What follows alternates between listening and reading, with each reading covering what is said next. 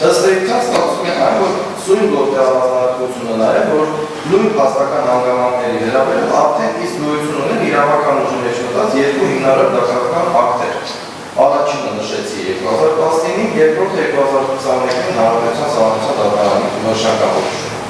Թեև նշված դատական ակտերը վերաբերում են տարբեր իրավական հարցերի, դրանք երկուսն էլ առնչվում են նույն փաստական դրվագներին և դրա նկատմամբ պետության իրականացված քրեական հետապնդմանը։ Այս պայմաններում պետությունը չի կարող նույն փաստական հանգամանքներ կրկին դարձնել քրեական հետապնդման առարկա, պարզապես փոխելով դրանց իրավական որակումը կամ դրանք ներառելով քրեական օրենքի մեկ այլ օրենքի շրջանակներ։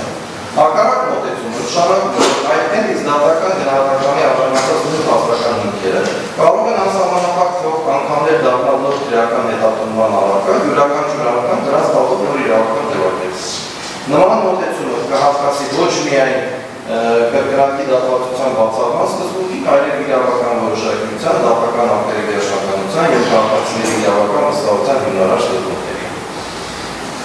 Եվ վերջի հանգամանքը, որ ես ուզում եմ նշել, դա մեղադրական եզրակացությունում նշված իմ լիազորությունների կատարման հետ կապված դրվագներն են, որը ճիշտ ասած մի քիչ համար անհասկանալի է։ Նոր վերադրանքի համաձայն ես օժանդակել եմ Հայաստանի Հանրապետության նախագահին պաշտոնական լիազորությունները հասնելու հարցում 2008 թվականի մարտի 1-ին Երևանում արտակարգություն հայտարարելու մասին հրամանագրի ընդունման ընթացքում։ Մինչդեռ ինձ վերաբերող գործողությունները հանդիսացել են իմ ծառայական պարտականությունների կատարումը Հանրապետության նախագահի հրամանագրի նախապատրաստման և ընդունած անվանված պետական ընդհանրակարգի շրջանակներում։ Իդեպ ուզում եմ միանգամից նաև նշել, որ այն հանգամանքը, որ նշվում է Վարդան Գևորգյան ուղարկել է հրամանագրի նախագիծը համաձայնեցման ազգային ժողովի նախագահին և վարչապետին, Սահմանադրության համապատասխան հոդվածի լուրջ պահանջ։ Այսինքն անկախ ամեն ինչից նաև ես կարգավորել եմ նաև այդ իմաստով սահմանադրական այդ պահանջը։ Ինքնին ծառայական պարտականությունների կատարումը չի կարող հավասարացնել հանցակցությանը, եթե ապացուցված չէ, որ տվյալ պաշտոնական անձը գործել է ոչ թե պետական լիազորությունների իրականացնելու նպատակով, այլ գիտակցաբար աջակցել կոնկրետ հանցավորության պատճառով։ Հիմա նայեք, եթե դատախազությունը գտնում է, որ հենց Հանրապետության նախագահի հրամանագրի նախապատրաստման և ընդունման գործընթացն է եղել հանցավոր, ապա առաջանում է մեկ այլ հիմնարար հարց. ինչու քրեական հետապնդման չեն ենթարկվել այն բոլոր պետական պաշտոնատար անձինք, որոնք ներգրավված են եղել նույն գործընթացում հրամանագրի մշակման, համաձայնեցման, նախապատրաստման, ընդունման և արժեում հաստատման փուլերով։ Անկեղծ ասած, իրանք ճիշտ են արել, որ նմանատիպ բան չեն արել, որովհետև ամբողջ գործընթացը հրամանագրի ընդունման և հաստատման օրինական է եղել և մտել է Հայաստանի Հանրապետության Սահմանադրությունից։ Խոսքը վերաբերում է պարզապես այն հանգամանքի, որ այս բարակային խտրականություն են դրսևորել իմ կոնկրետ պարտականությունների կատարելով քրեական ինչ-որ նոր գնահատականներ, այսօր երրորդ հանգամանքն է և փորձում են հասնել ինչ-որ ցանկալի արդյունքի։ Նման չափանիշի բացակայության պայմաններում, այսինքն երբ որ բոլորի գործողությունները նույն ձև պետք է գնահատվեն, մեղադրանքը ձեռք է բերում ընտրողի բնույթ և հիմնվում է ոչ թե կատարած կոնկրետ գործողությունների իրավական գնահատական կամ այլ մեղադրյալ անձի ընտրության վրա։ Իմ նկատմամբ առաջադրվող մեղադրանքը չի նկարագրում հանցակազմի պահպանից տարել, այլ ընդհանուր քրեական գնահատականը տալիս պետական պաշտոնատար անձի օրինական ծառայական գործունեությանը հիմնվելով ենթադրությունների վրա։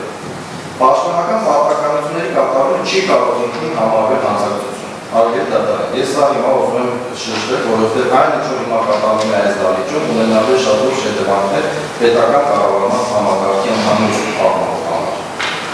Հակառակ դեպքում պետական իշխանության ցանկացած իրավաչափ գործունեություն կարող է հետագայում քրեականացվել բացառապես քաղաքական կամ հայեցողական գնահատականի հիման վրա։ Եթե ծառայական պարտականությունների բարեխիղճ կատարումը հետագայում կարող է գնահատվել որպես հանցակցություն միայն անպայքարով, որ ավելի ուշ վերագնահատվել է վերադարձ պաշտոնատար անձի որոշումը, ապա վտանգի տակ է դրվում ամբողջ պետական կառավարման համակարգի բնականon գործունեությունը։ Նման մոտեցումը ստեղծում է իրավական անհրաժեշտություն պետական ծառայողների համար, քանի որ յուրաքանչյուր պաշտոնատար անձ ստիպված կլինի կասկածի տակ դնել վերադարձ մարմնի կամ պաշտոնատար անձի յուրաքանչյուր որոշման օրինականությունը և հրաժարվել իր ծառայական պարտականությունների կատարումից, ապագայում քրեական պատասխանատվության ենթարկելու վտանգից խուսափելու նպատակով։ Արդյունքում խաթարվում է պետական կառավարման համակարգի կանխատեսելիությունը, արդյունավետությունը և կառավարելիությունը, քանի որ պետական ծառայողությունը առաջնորդվել ոչ թե օրենքով երիչ պաշտոնական պարտականություններով, այլ հետագա